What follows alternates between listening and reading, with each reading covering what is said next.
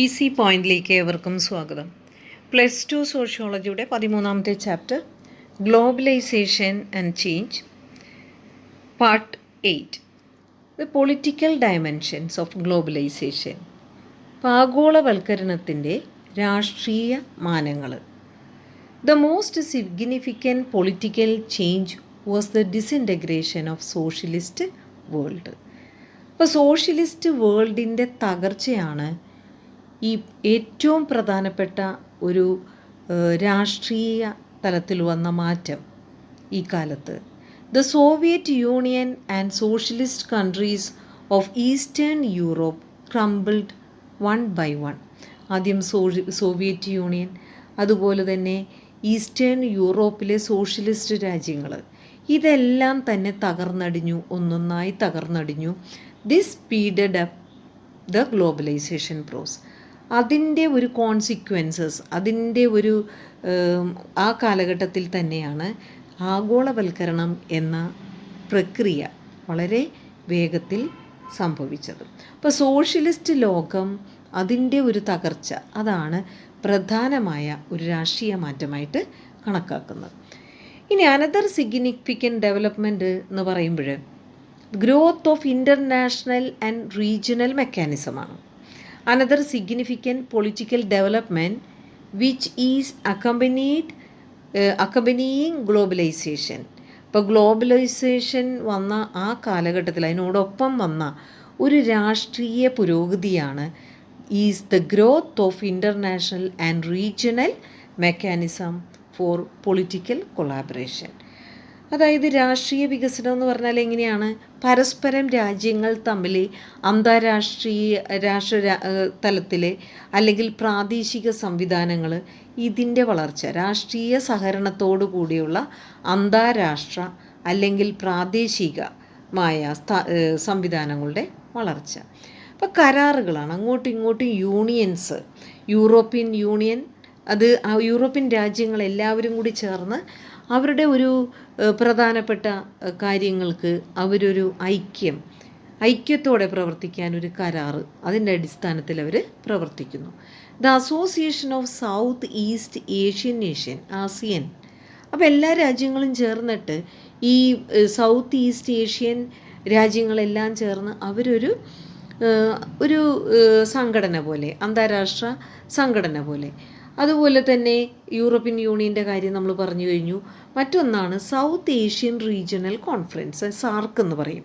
അപ്പോൾ ഇവരെല്ലാവരും ചേർന്നിട്ട്, അതുപോലെ ഒരെണ്ണവും കൂടിയുണ്ട് more recently south Asian federation of trade association.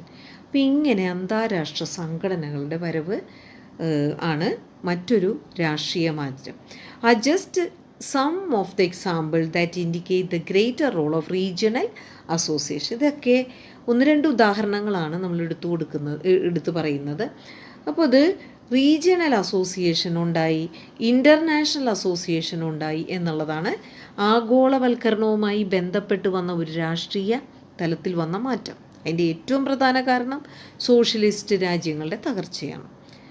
ഇനി ഇതുമായി ബന്ധപ്പെട്ട് the other political dimension has been the rise of international governmental organisation.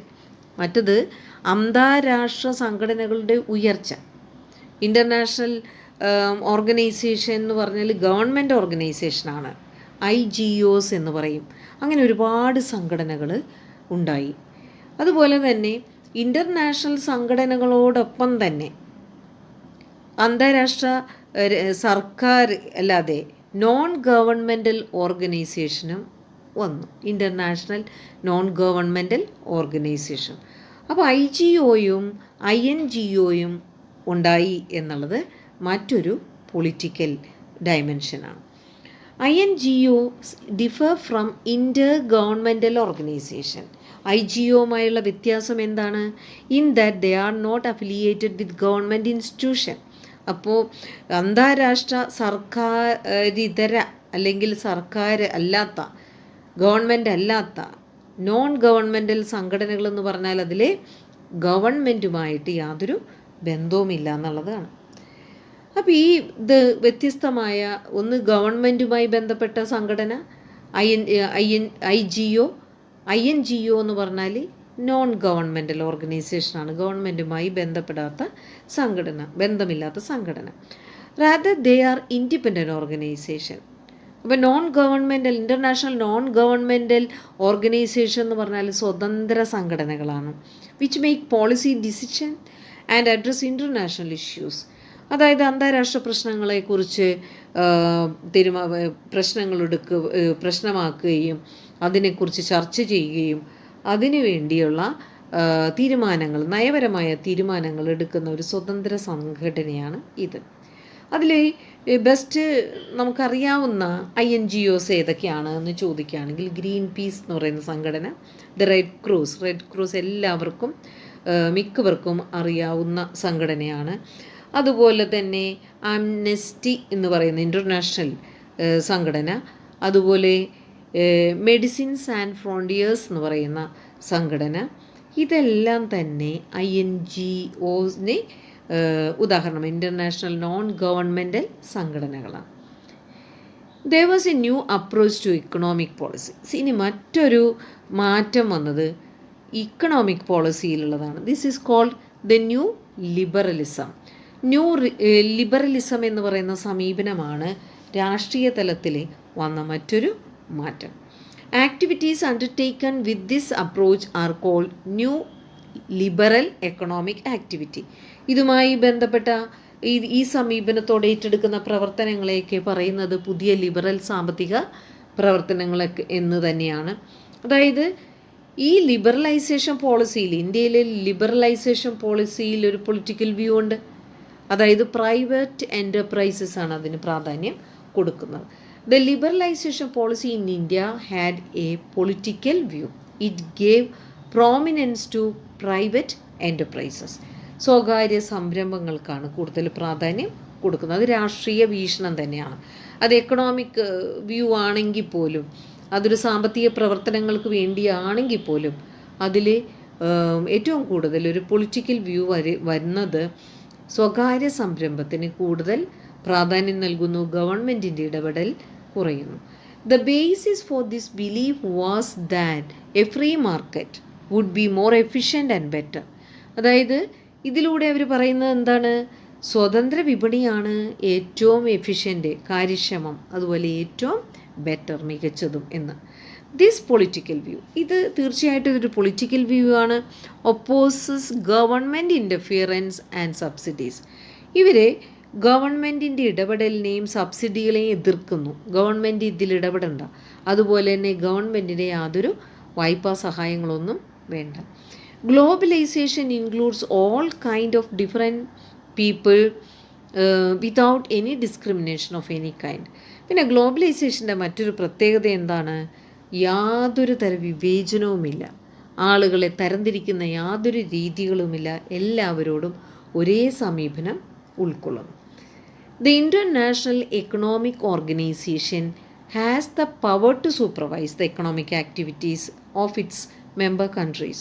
ഒരുപാട് രാജ്യങ്ങൾ പങ്കെടുക്കുന്ന ഇൻ്റർനാഷണൽ എക്കണോമിക് സംഘടന പ്രവർത്തനങ്ങൾ, അതിലെ ആക്ടിവിറ്റീസിലെ അവരുടെ എല്ലാ എക്കണോമിക് ആക്ടിവിറ്റീസും, പല രാജ്യങ്ങളുടെ ആക്ടിവിറ്റീസും സൂപ്പർവൈസ് ചെയ്യാനുള്ള ഒരു സംഘടന ഉണ്ടാക്കി, ഒരു ഓർഗനൈസേഷൻ ഉണ്ടാക്കി.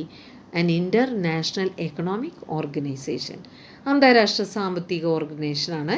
അതിൻ്റെ അംഗരാജ്യങ്ങളുടെ സാമ്പത്തിക പ്രവർത്തനങ്ങൾ അത് സൂപ്പർവൈസ് ചെയ്യാനുള്ള അധികാരം. അതിന് ഏറ്റവും ഉദാഹരണമാണ് വേൾഡ് ട്രേഡ് ഓർഗനൈസേഷൻ. ഇപ്പോൾ എക്സാമ്പിളാണിത്. വേൾഡ് ട്രേഡ് ഓർഗനൈസേഷനാണ് ഒരു അന്താരാഷ്ട്ര സാമ്പത്തിക organisation. As the name indicate, the trade is it's area of interest. അപ്പോൾ ഇതിൽ വേൾഡ് ട്രേഡ് എന്ന് പറയുമ്പോൾ തന്നെ അറിയാം, ഇവിടെ ട്രേഡിനാണ് ഏറ്റവും കൂടുതൽ താല്പര്യം കാണിക്കുന്നത്. മറ്റു കാര്യങ്ങളിലെ ഇടപാടുകൾക്കൊന്നും അധികം പ്രയോറിറ്റി കൊടുക്കുന്നില്ല. അപ്പോൾ കച്ചവടമാണ് ഇവിടെ ഏറ്റവും interest area. It controls trade matters across the globe. അതായത് ലോകത്തെമ്പാടുമുള്ള കച്ചവട കാര്യങ്ങൾ അല്ലെങ്കിൽ വ്യാപാര കാര്യങ്ങൾ നിയന്ത്രിക്കുന്നു എന്നുള്ളതാണ്. ഇപ്പോൾ globalization and its political dimensions എന്ന് പറയുമ്പോൾ ഇത്രയും പോയിൻറ്റ്സാണ് നിങ്ങൾ കൊടുക്കേണ്ടത്. പിന്നെ അടുത്ത വീഡിയോയുമായി ഉടനെ എത്താം. Thank you.